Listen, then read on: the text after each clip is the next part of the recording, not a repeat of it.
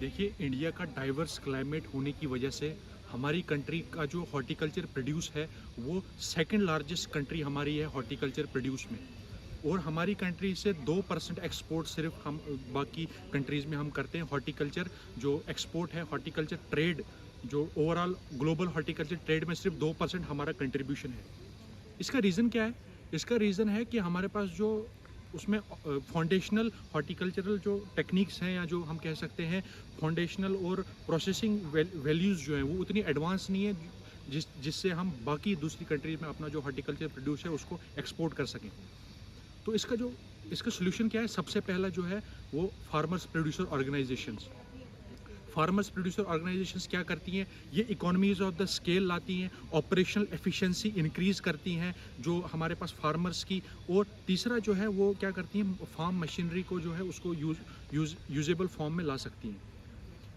मैं ऐसे ऐसे ही नहीं इसको छोड़ूंगा, मैं इसको समझाऊंगा कि ऑपरेशनल एफिशिएंसी या इकोनॉमीज ऑफ द स्केल क्या होगी। इकोनॉमीज ऑफ द स्केल को समझने के लिए हमें सादरी जो पुरंदर डिस्ट्रिक्ट है, कहाँ पे? पुणे में। वहाँ की जो फार्मर प्रोड्यूसर ऑर्गेनाइजेशन है, वो वहाँ के फार्मर्स फिग को जो है वो कल्टीवेट करते हैं और फिर उसको बाहर के इंटरनेशनल स्टैंडर्ड्स के हिसाब से दूसरी कंट्री में एक्सपोर्ट करते हैं। ये इकोनॉमीज ऑफ द स्केल जो है, ये ऑपरेशनल एफिशिएंसी उनकी इंक्रीज हो जाती है एक फार्मर प्रोड्यूसर ऑर्गेनाइजेशन, क्योंकि उसमें एडवाइज़र होता है, क्योंकि उसमें बेस्ट पैकेज ऑफ प्रैक्टिसेस वो उसको अपनाते हैं। हॉर्टिकल जो अपना उसको प्रोड्यूस करने के लिए best package of practices adopt करते हैं। और जैसे कुछ स्कीम्स है, जैसे सॉइल हेल्थ कार्ड है। अगर हॉर्टिकल्चर प्रोड्यूसर जो फार्मर्स है हमारे पास, उनको पहले ही पता चल जाएगा कि उसको कितना फर्टिलाइज़र डालना है, कितने अमाउंट में डालना है, किस टाइम पर डालना है, किस जगह पर डालना है, किस हिसाब से डालना है, कि उस पूरे जिसको हम प्रिसिशन एग्रीकल्चर कहते हैं, वो हमें हॉर्टिकल्चर जो है वो हम जो फार्मर प्रोड्यूसर ऑर्गेनाइजेशन है ये बता सकता है। दूसरा क्या था? Integrated logistic and supply chain management. Integrated logistic and supply chain management क्या हुआ? Integrated logistic and supply chain management को हम समझ सकते हैं farm to fork.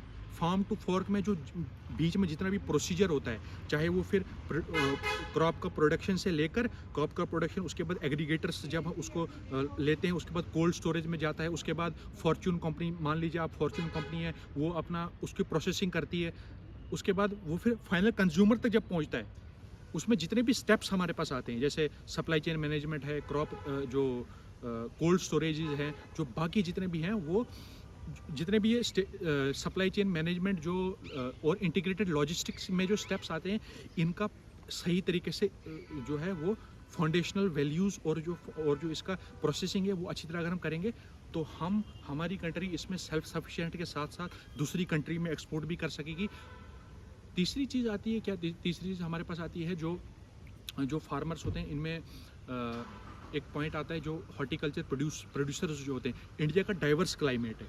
Diverse climate होने की वजह से यहाँ पर मैक्सिमम तरीके के हॉर्टिकल्चर प्रोड्यूस हम कर सकते हैं और करते भी हैं, लेकिन उसको हम एक्सपोर्ट नहीं कर पाते। और इसमें हम क्या कर सकते हैं?